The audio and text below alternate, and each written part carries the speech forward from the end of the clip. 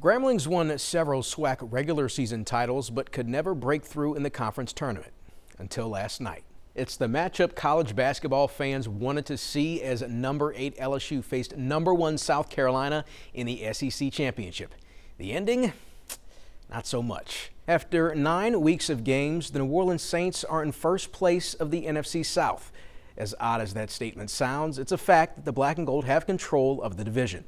The days of 9-6 football between LSU and Alabama are long gone.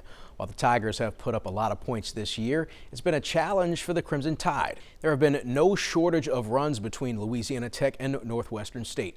Early on in their series finale at the Love Shack, the Bulldogs' bats made an impact. In their biggest games of the year, the Dallas Cowboys have come up short. Tonight against the Eagles, that proved to be the case several times against the leaders of the NFC East. It's now day 7 of the countdown of Friday football fever, which puts us closer to the start of the regular season in the Arklatex.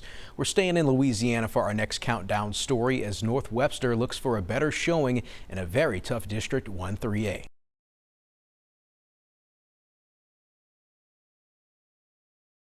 This is the mecca of college baseball, Charles Schwab Field in Omaha, Nebraska, and it was an action-packed day here at this stadium. Bracket 1 games concluding today. It was the winner's bracket game between Florida and Oral Roberts, with the Gators winning 5-4. Absolute scenes here in Omaha as LSU celebrates their 7th national championship in program history. Louisiana Tech wins this game 18-2, a perfect game for the Bulldogs. They brought it back down here to the boot to celebrate with their faithful supporters. You can really feel the anticipation. Alex, I gotta get out of here. The band's getting ready to play.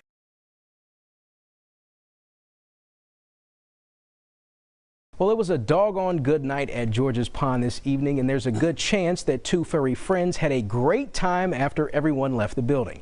In this next story, you'll see why the Hirsch is more of a home for the Mudbugs. Spend enough time at George's Pond, and eventually you'll see its 2 permanent residents, Puck and Retro.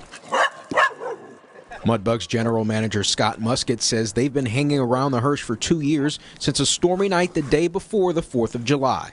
Coach Soupy and I were leaving the building talking and curled up underneath our trailer, shivering and shaking and soaking wet in a bad thunderstorm, was what later became known as Puck and Retro.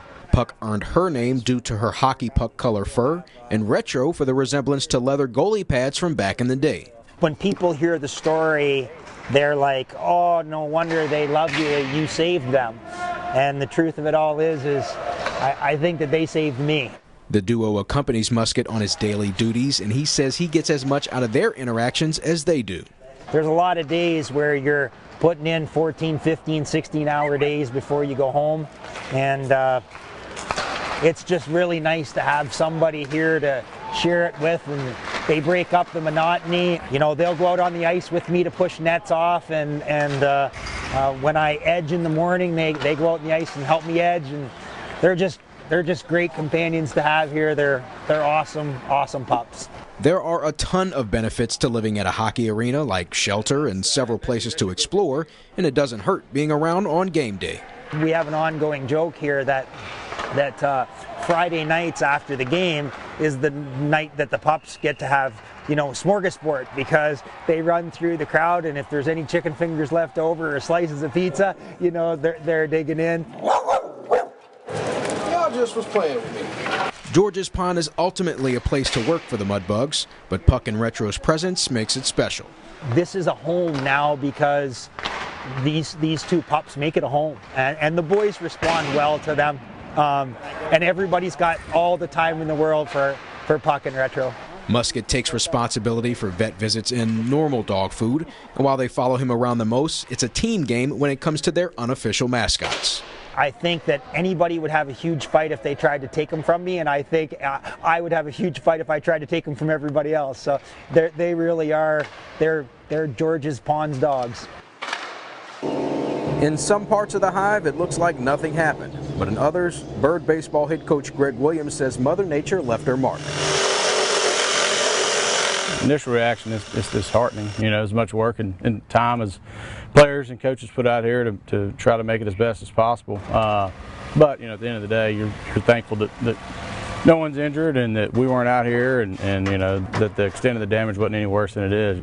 The damage is pretty clear off of East Kings Highway, but it didn't take long to find several helping hands to get the hive back in working order. You know, had different dads reach out, and you know, obviously they all have jobs, and so they're taking off in order to be out here. We had former players reach out, and you know, former parents that are in the program. Times like these, it makes you appreciate all the people that, you know, that have been through the program and you used to have relationships with. Williams adds that community support makes life easier to focus on coaching his players. You know, it's huge. I reached out to our Booster Club president yesterday, Brad Nichols, and just told him, you know, the situation, and that we were looking at alternative sites just to try to figure out, you know, if we couldn't get our field going, and he jumped in and reached out to other dads, and you know, that's why they're here now, and it allows for me not to worry about that, and me try to figure out a way to beat a very good Halton team that's coming in tonight. When asked if there will be plays at the wall this evening, yeah, we hadn't game plan for it yet. They came and helped clean up, and we didn't pick up a baseball, but they came and worked on the field and tried to get it so that we could hit the ground running today. Reporting for KTBS-3 Sports, I'm Daniel Brown.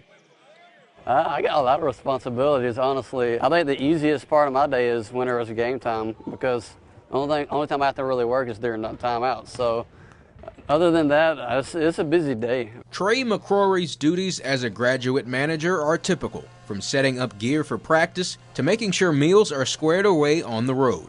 5-6 years ago, never would have dreamed doing, well, I dreamed of it, but I never would have thought I would have the opportunity. But the door opened, and it's been an awesome experience. What isn't typical is the challenge the Northwestern State student overcomes every day. I can see, but I can see only really 5 feet. But the last 2 years I've been diagnosed with glaucoma, and my vision has kind of progressively decreased. So I can still see, but it's not perfect.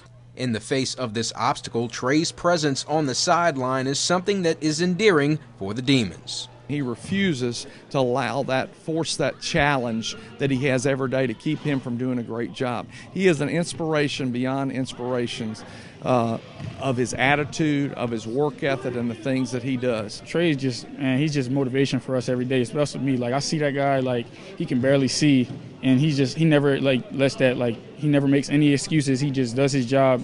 Never excuse, like, guys, we play around with him. He's just one of us. He's family. Trey is in the final semester of grad school, and like most students facing graduation, the future is a little uncertain.